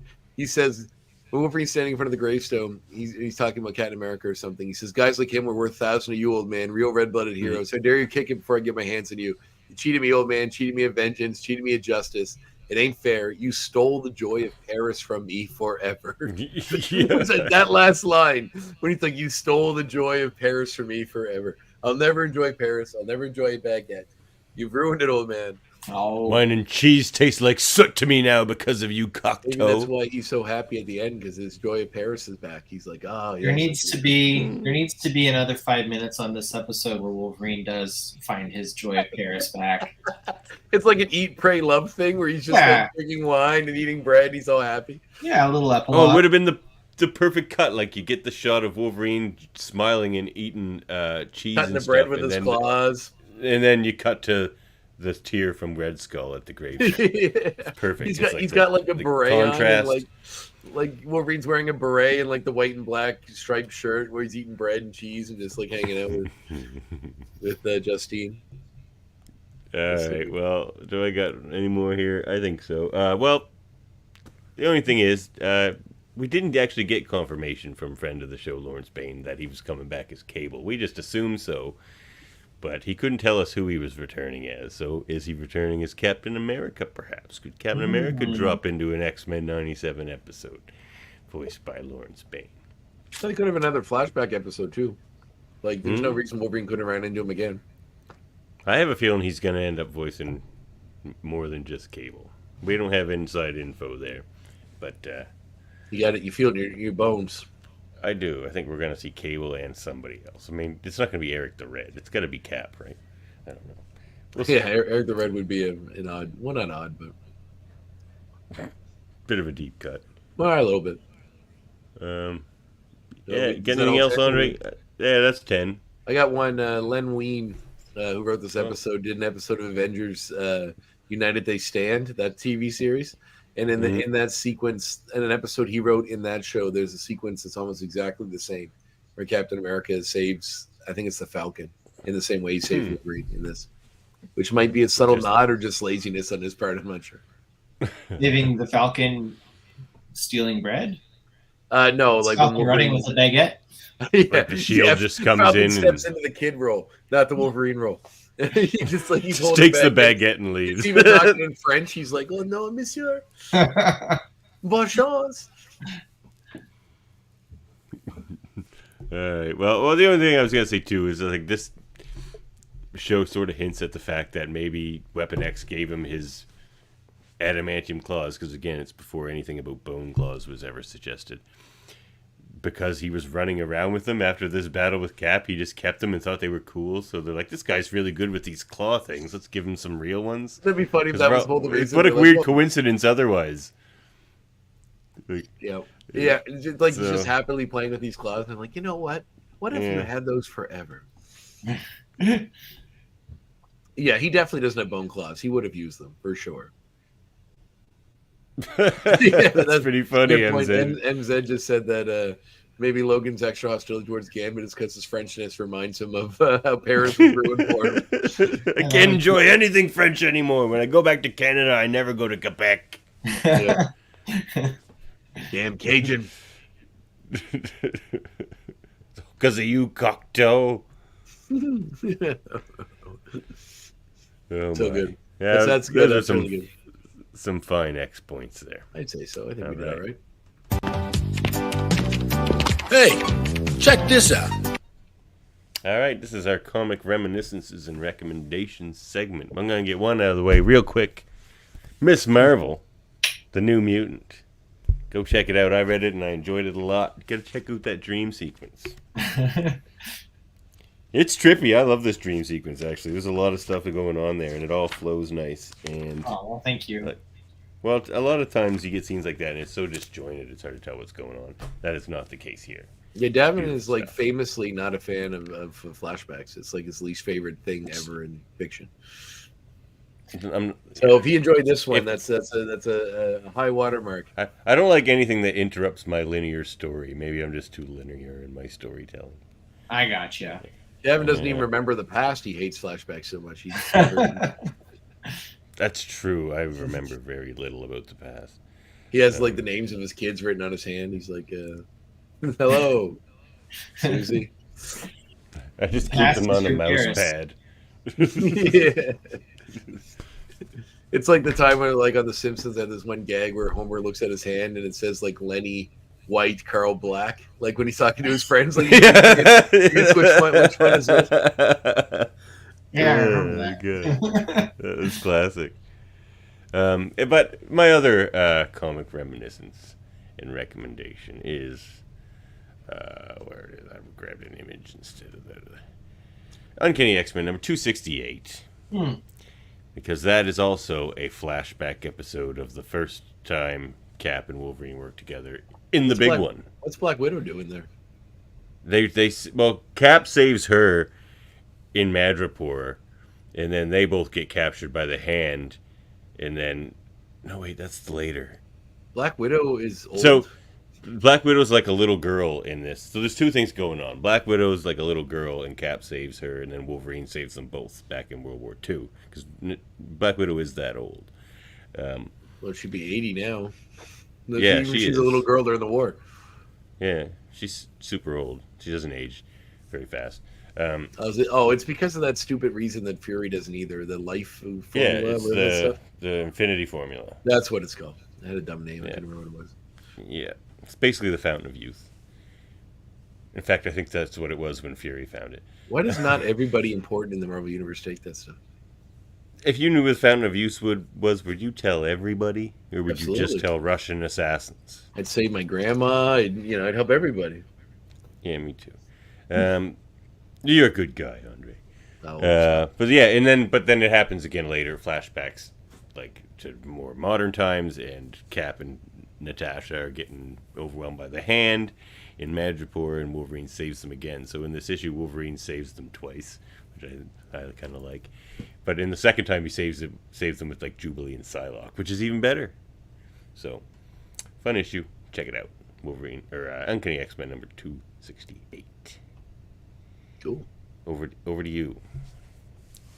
All right. Well, my recommendation is a book that I already posted about on social media. So if you follow me on Facebook, you may know already. But it is by Bill Griffith, and it's Nobody's Fool, which is this book about Schlitzie the Pinhead. It's a true story of this person that as a child was sold to a traveling freak show and became a very well-known freak at the time period when the Victorian freak show was a thing. Nothing means more to me than the health of my freaks. Remember that one from The Simpsons? I'm sending you to a veterinarian. But Bill Griffith was famously did the comic Zippy the Pinhead, which was inspired by his reaction to seeing the movie Freaks by Todd Browning, who did Dracula, which was about circus freaks and featured real freaks. Schlitzie was in that movie. I've seen it a few times. That's a crazy movie. Freaks is one of my. It's Criterion's putting it out this month, and I'm very excited to get it because it's one of my all-time favorite movies. It's so disturbing and so good. Anyway, and the freaks get revenge at the end. Sure do. They talk about it in the movie, but so he, was interested enough in the real character to learn about him, and I thought this book would make me really sad because books like this often just show how horrible people are to people that are different. And there is some of that, like his parents do sell him to a freak show as a kid, and he is mistreated or looked down upon by certain people. But it's all uphill from there. No, but there's almost a beauty to like finding like maybe your family isn't the family you're meant to be with, and then finding the one that you should be with. And like the people in his life that accepted him and cared for him, like he had caretakers and people that didn't have to, but like took him in.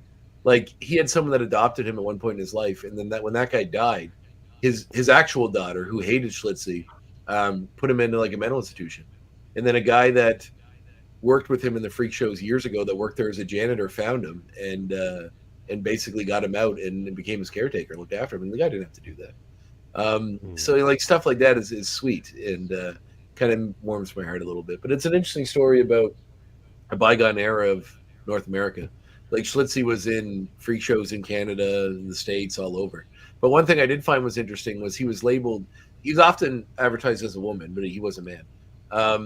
But the Wild Man of Borneo was one of the titles that he and other freaks were given at that time, which showed up in the book, which made me think of that. So perhaps it's something that came from that.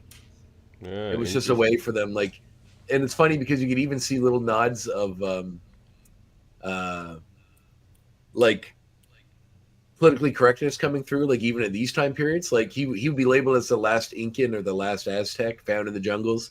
And there's even like Hispanic people that are like, well, that's not, would like see that and get upset, and they would have to change the gimmick because it would offend people in certain areas. So it was a very good book. I picked it up at the Monster Comics Lounge in Moncton when I was there for wrestling this past weekend, and it was super good. I really enjoyed it, and it's a great book. It's got some great reviews from Jake Tapper from CNN and Robert Crumb. It's a really good book. Super good, and it's a heartwarming story. Check it out. Well, if it passes the Tapper test. Yeah, Jake Tapper. Me and my friends used to always make fun of like the ridiculous names Trump would give people. I don't remember. He had one for Jake Tapper, but I can't remember what it was.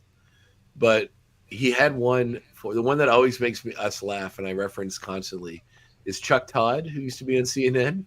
At one point, Trump is at like a rally, and he goes, "They got old Chuck Todd over there on CNN. Sleepy eyes, Chuck Todd. That sleepy son of a bitch." And I remember just like sleepy eyes, like what a phrase to call someone. That sleepy eyed son of a bitch.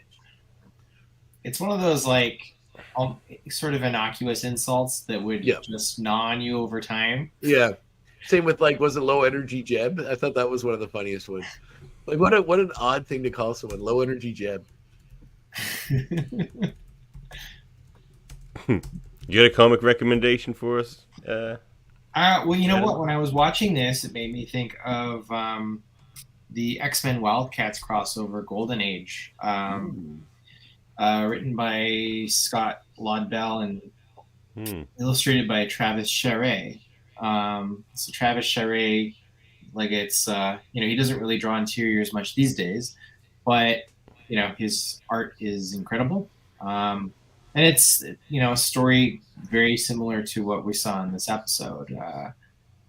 So it's a period story. It's Logan.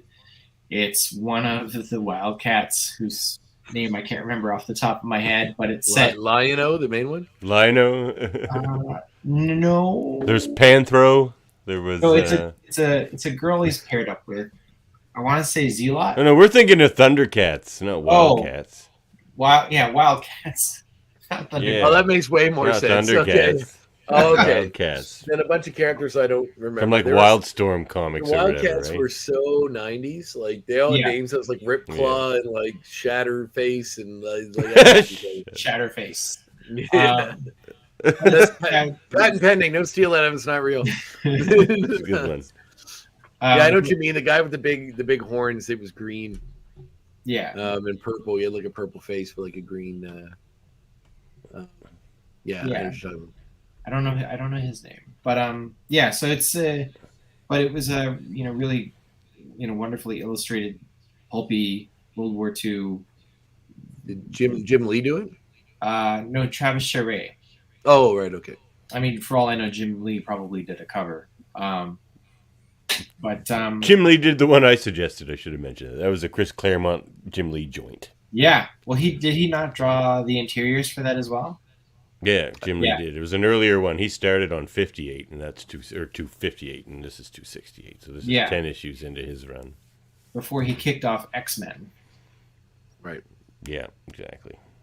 Yeah, I'm looking at the names of Wildcat characters. Lord Emp, Spartan, Grifter, Voodoo, Zealot, Maul was the big guy. Warblade, Void, Mr. Majestic, and then a bunch Warblade is the most 90s name ever. It is pretty 90s. And my friend Neil, you know Neil, don't you, Devin? Yeah, my friend Neil used to always joke about like 90s names. So there's like Kill Shot and like, so he was like, I'm going to make a character called Murder Stab. There's I always stuck out as a funny little Murder Stab. That's probably why Neil loves that chainsaw thing so much. Like that chainsaw guy. Oh, the Banga? The Chainsaw Man? Yeah. It sounds like something Neil would enjoy. Yeah. Well, everybody's favorite segment.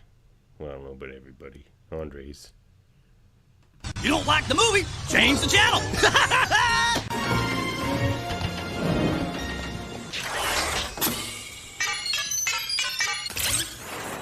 My remote! You did notice I changed your name there, eh, Andre? No, you sleepy-eyed son of a bitch. I am sleepy-eyed. Well, tonight I am anyway. All right, well, I picked mine purely for comedic purposes, but watching this episode made me think of this quite a bit, and it kept coming back around and back around. I was like, I'm just going to bring it out because why the hell not? My suggestion is the 1990 color classic from, I believe it was Roger Corman's studio. Uh-oh, here we go. Captain America. Yay! I used to rent that from Hubble's Furniture Store. The furniture store rented movies. Yeah, they also rented movies. I used to rent all kinds of cool stuff there. So director Albert Pune, who you may also recognize from the Van Damme movie Cyborg, did this movie. It was I think it was his first movie. Starring Matt Salinger, who most people don't know is the son of J.D. Salinger.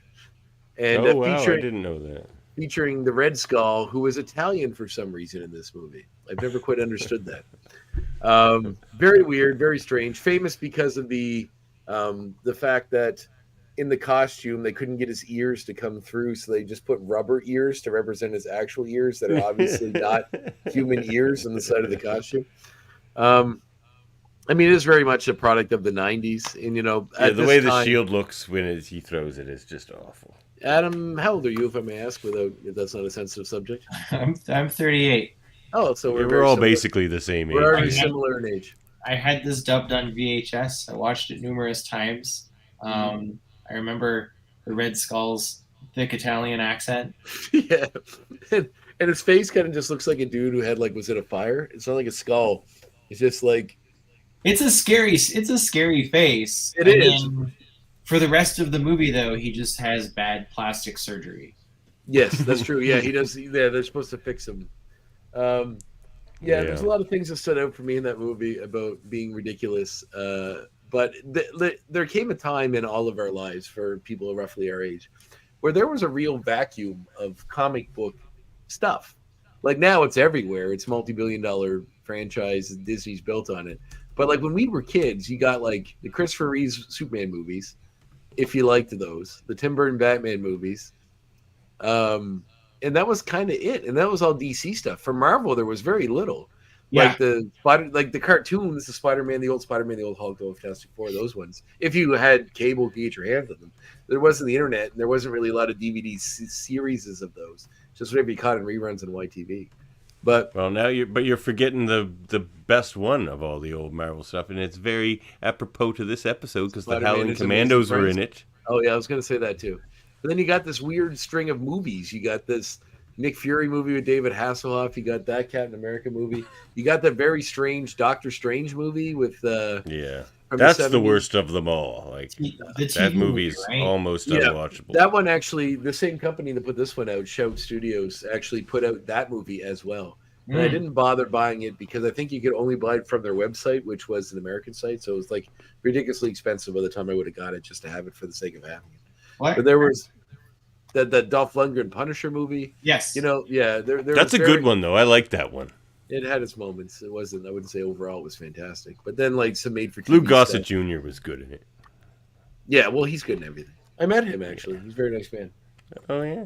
Yeah, I did a background on that show, Book of Negroes, and he was in it. Oh. Yep. So go watch. Go, if anything, just for if you're curious about what we had to enjoy as Marvel fans back in the day. This is pretty much it. Until Blade and then the X-Men movie, there wasn't a whole lot that was there for eager young fan to watch. No, I remember going to video stores and Blockbuster, and that's where Marvel things lived, really, because there was like the stuff we already mentioned, but there was also the 70s Spider-Man television show that was on VHS available to rent. Some, Incredible Hulk TV movies where, he met Thor in one of them, met Daredevil in another. Yep. And they had John Rhys Davies playing the Kingpin. Yeah. Oh my God. But that, having nothing better, I actually enjoyed them quite a bit for what they were. As a kid, it's like I could see the difference between what I was watching and the comics that I'd read. A lot of disparity there, but it was, still kind of exciting. Yeah, like that. I rented that movie more than once. That Captain America movie. I rented it more than once as a kid. Yeah, I did too. Yeah. I echo your sentiments there.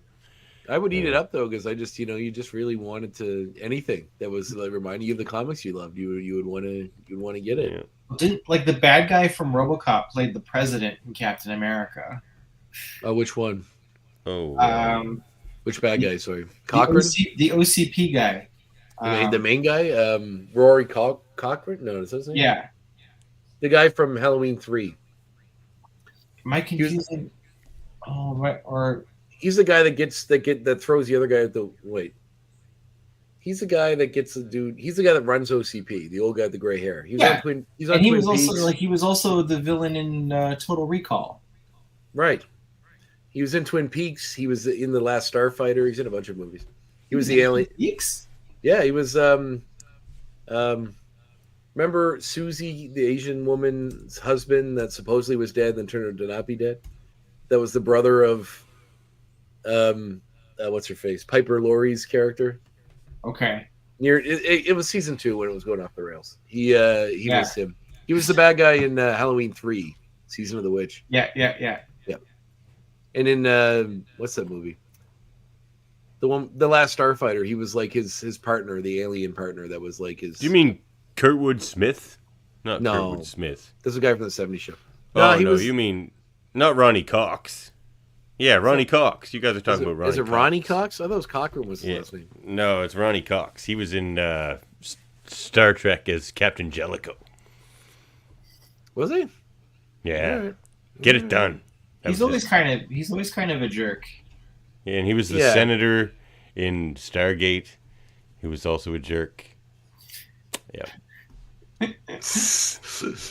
Just a jerk. Yeah. Just a jerk. Yeah, Ronnie Cox. Definitely who it is. All right. Well, sure?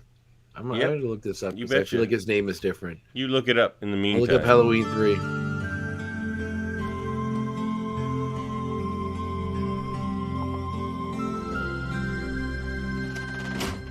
That's quite a garden you've got there. No, his name is Dan O'Herlihy. What? Dan O'Herlihy. What? Oh, we're talking about different. If we're talking about different people, but he's Irish or something. He's got an accent. Yeah, he's Irish. No, we're talking about Ronnie Cox. No, we're not. All right, well, yes, there is Ronnie Cox. Anyway, I know who he is, but it's not the. You're confusing two actors. He's not the same one. He was the okay. No, you're right. He is the bad guy. Yeah, no, this is who we're talking about. I was talking about someone else. But yes, Ronnie Cox is the guy from Captain America: Total Recall, and Beverly Hills Cop 2, Beverly Hills Cop 1. Yeah, Taps, Deliverance. I know my Captain Jellicoe. All right, Star Trek Prodigy, he's in that as well in an episode. Yeah, as Jellicoe. And in RoboCop. That's right. Mm-hmm. He is, but Dano, is he the guy that runs OCP? Okay, maybe I've had those two actors confused in my head forever. Anyway. All right, well, Krakoan gardening with Davan. Don't rush those fall cleanups, people. If you have to, skip your fall cleanup altogether. Those feathered sticks that were once stalks from your favorite perennial become homes for many creatures in the winter. And it's very important not to disturb also the ground. The things settle onto the ground. That becomes home for things to survive the winter. Fall cleanups overrated. Skip it entirely or do as much or as little as possible.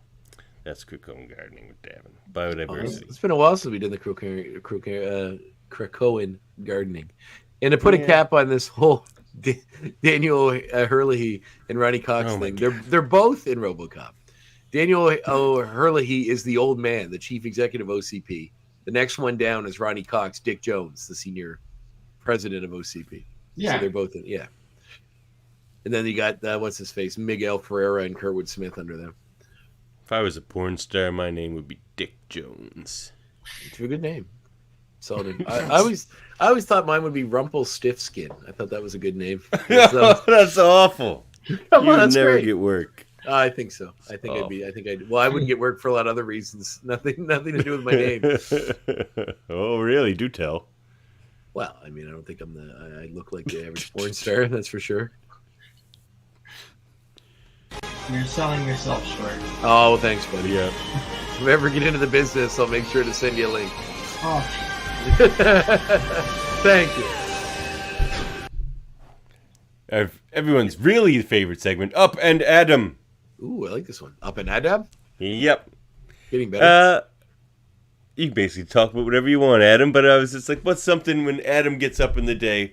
What's something Adam can you tell us about what he's doing next?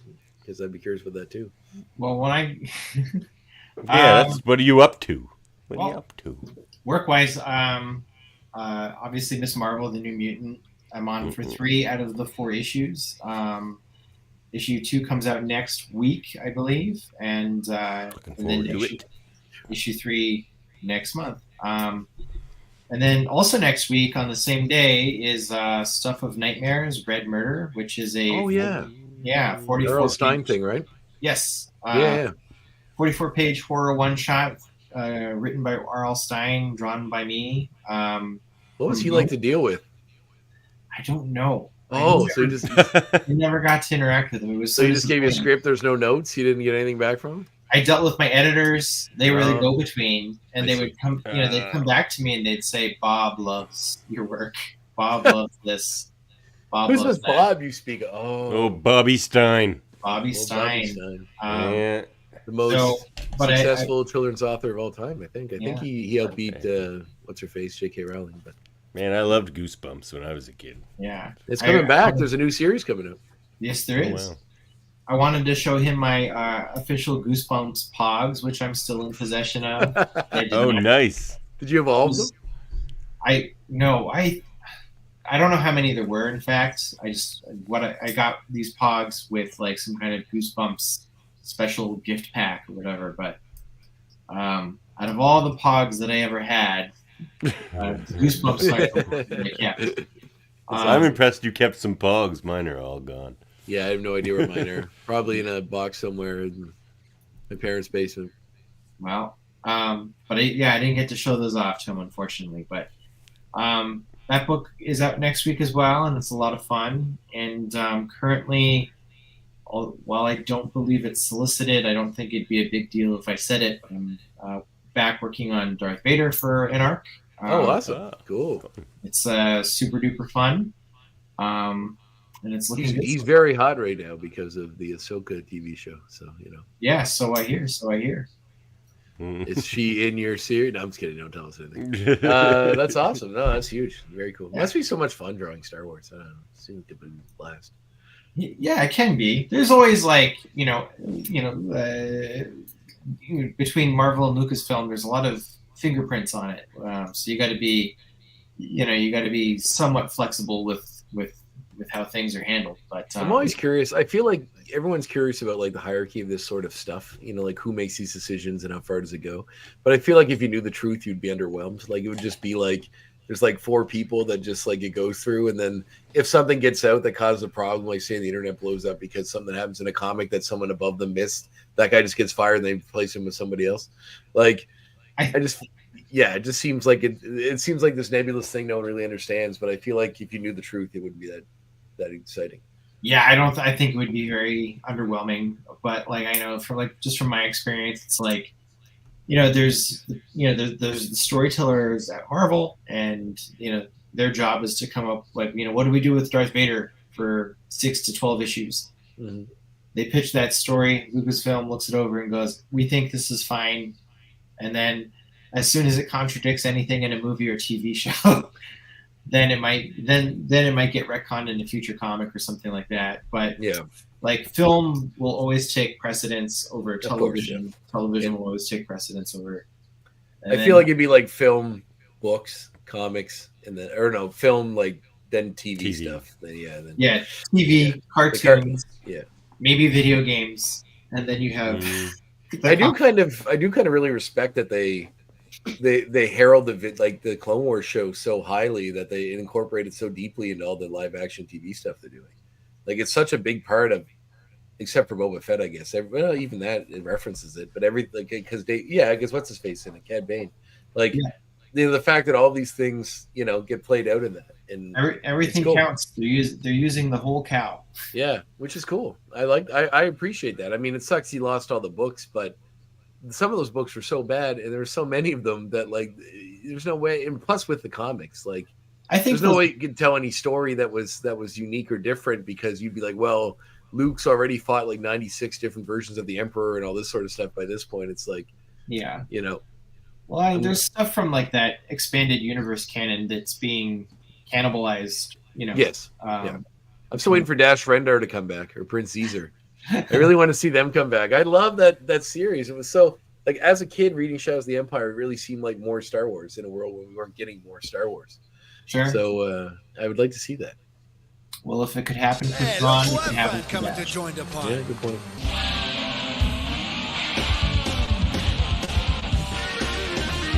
Glad y'all decided to join the party. Well, just to point out that a lot of people joined the party down in Minneapolis last weekend, where they had the Uncanny Experience, the first X-Men specific con. So we had Agent X Ryan Jablonski down there, so he'll be joining us tomorrow. Not tomorrow, next week. To say what's happening tomorrow? Not tomorrow, right. Next week on our show. He'll be joining us, and we'll get the info on how that con went. So that'd be fun. I mean, I saw clips. Lenore was up singing karaoke. She was singing some Patsy Cline. It looked like it was quite the party. And they converted the venue to the X Mansion, and you could go to classes and it was this whole thing put together. Pretty I would have gone there I would have gone there in a second. But alas, Minneapolis is far away and in a scary place. All right. America, is that the scary place? Yes. Okay. It's pretty scary. Yeah, that's fair enough. I'm not arguing with you. I watch enough news to know that's true.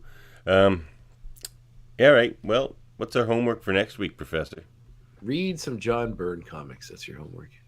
All I need now Alpha Flight is for you to contact anything. Your student, that's all Professor. Good.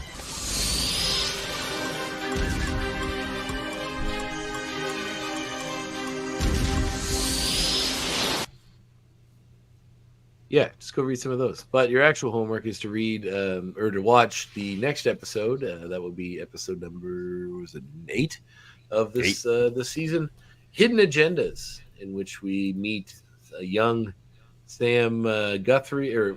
Sam Guthrie.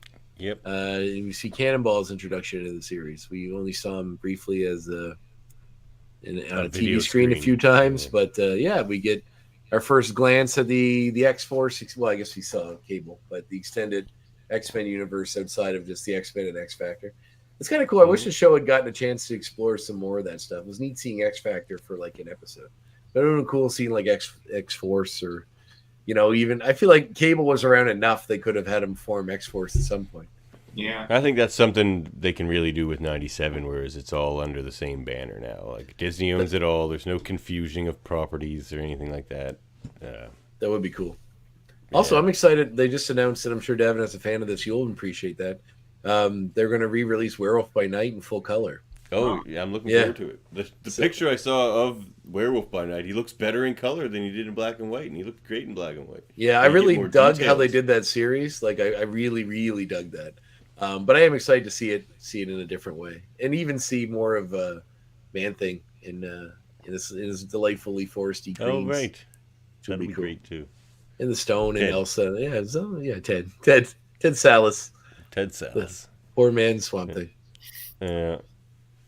Well, you can support our show at patreon.com/X-Men Review Show. And if you do happen to do that, you can find yourself some sweet merch. You know, you can get the sweet merch. X-rated merch. You can get This One's For You Morph t-shirt. Or perhaps you think Xavier was right. Or perhaps, like André, you think Magneto was right. Damn right he's right. Well. To be determined. Right. Listen, no revolution ever occurred peacefully. I wish. I 100% wish it did. I just don't try. I don't trust people enough to think that's possible. You can contact us at xmenreviewshow@gmail.com. Follow us on YouTube, Facebook, and Twitch, and find out our audio-only version wherever you get your podcasts. And, of course, please like, review, and subscribe. And follow. We get lots of follows, but we could use some more reviews. That'd be nice. That's right. Go follow Adam, too, and all his various... Yes, of course. Yeah, read anything you see the name Gorham on, buy it, read it, and then... Love it. Buy it again. Get tattoos of it on your skin. Has anybody ever sent you a picture of a tattoo they had of your art? Yeah. Really? And how'd it look? Yeah. Honestly. Oh, it looked fine. What was it? I can't remember off the top of my head. Yeah, but it's happened, and bless them. If anyone gets this page as a tattoo, I will send you $50 via Interac e-transfer. That tattoo would probably cost you like $2,000. I'll pitch in with $50. Be pretty sweet.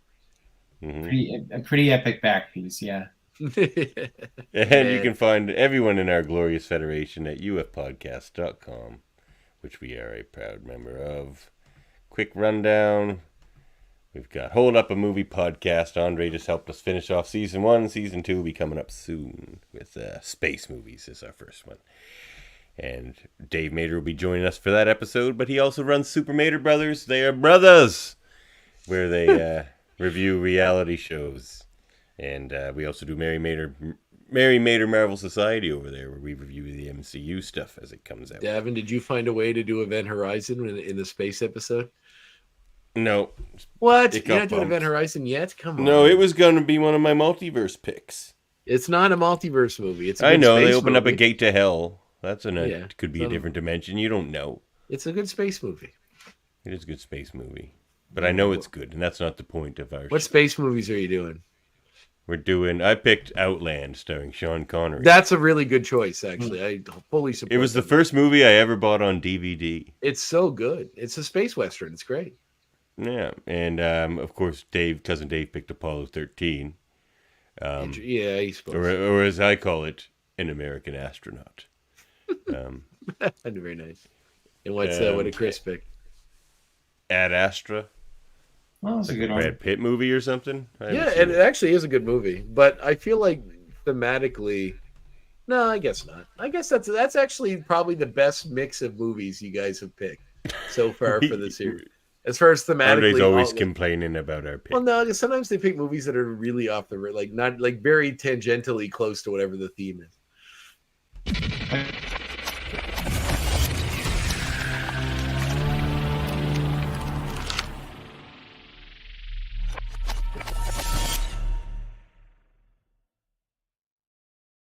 What they doing up there at the Graphic Histories podcast? Well, my episode with Brandon Mitchell just dropped, Indigenous creator who does some really cool books out of New Brunswick. Really cool conversation with him. Learned a lot of Birch fun Bark stuff. Comics, is it? Yeah, I had a lot of trouble saying Birch Bark for some reason in that episode. I don't know why. It's not like it's a crazy tongue twister. But I'm like, Birch Bark? He's like, Birch Bark Comics? Birch Bark Comics. Like, Birch Bark, damn it. No, it's super cool. Great conversation. He told me he got to meet Eric Powell one time, which I thought was really cool. So yeah, it was a great conversation. Yeah, I listened to it myself. Very good. And of course, we have a lot of Star Trek content. If you're a Star Trek fan, we've got an entire side network called Live Long and Podcast. I do lots over there in the Cuters of Trek and the Science Division. We also have Star Trek Radio Theater, show reviews. Oh, what else we got? Lots going on. I got a Debate 9 coming up. We've got a convention coming up where we're going to rank the ships. We got lots of things over there. We got Trivial Debates. We got Trivial Debates coming up as well. André was almost going to be on the next episode. Or not the next episode. The next episode is actually on Transformers. Daryl from Giant Robot's going to be on that one, André. What the fuck are you going to debate about Transformers? I don't know. I don't know nothing about Transformers. Jody's hosting it. Daryl, Brad, and Ivor, 3 buddies of mine, are all going to be on there. Yeah. And they'll fight it out. And then I'll be doing 2 horror-themed Trivial Debates in October. Try to get you on the second one there, André, if I can. Yeah, don't kill yourself. It's all good. All right. Eamon on track. Also, I'm going to go on there and talk about SMV Thunder here sometime soon. Check that out with Eamon Mater. And Hellbound podcast with Alex Blackburn, Michael Chan, founder of the Hellbound Horror Festival over there in sunny old England, I believe. Alex Blackburn. Oh, cool. Is. You a horror movie fan, Adam? I enjoy them. Yeah. Do you have a favorite one? I can't really think. And tell me why it's The Thing by John Carpenter. I do enjoy The Thing. Actually, I think my favorite horror movie might be Halloween by John Carpenter. Ooh, yeah. John Carpenter has a lot of. Most of my favorite horror movies are John Carpenter movies. My favorite one is Texas Chainsaw Massacre, the original. But The Thing is up there. Is probably number 2. It's so good. So good. I mean, due for a rewatch. You what? I said I'm due for a rewatch. Yeah. Yeah. 'Tis the season. I'm always like, a lot of his lesser known other movies, like In the Mouth of Madness and Prince of Darkness. I'm always like, they're all so good. Like, just so good. The Fog. The Fog I picked, actually, that's coming up on Hold Up here for our October episode, which is Ghosts. I picked The Fog. That is a good choice. I'm good at this, André. Anyway, let's get out of here. Second season sounds like it's getting... it's off to a good start. Well, look, we've nailed down our format, I think. Good. I've nagged you 20 enough. episodes in like 700 hours of me nagging you. Yeah, there's that. I always know when Andre's listening to our show because I just start getting angry texts. It's like, yeah, it's more of a desire to I don't know. You're right. I shouldn't try to control things that have anything to do with me. No, I look forward to it. It's always fun. All right, thanks again for joining us, Adam. Everybody, go get Miss Marvel and the new Darth Vader arc. Yeah, awesome, Adam. So good seeing you, man. Yeah, likewise. Thanks for having me back. If you want to join us for X-Men Apocalypse, let us know. We'll get you in there. or ABC's Generation X. Oh, yeah. Or was that NBC? Wait. I don't know. I think it was ABC, but I don't remember. Yeah, I think it was ABC too. All right. All right. Catch you next time, everybody. Next time. We're standing here because of you, buddy. Sleep well, soldier. Your brothers in arms salute you.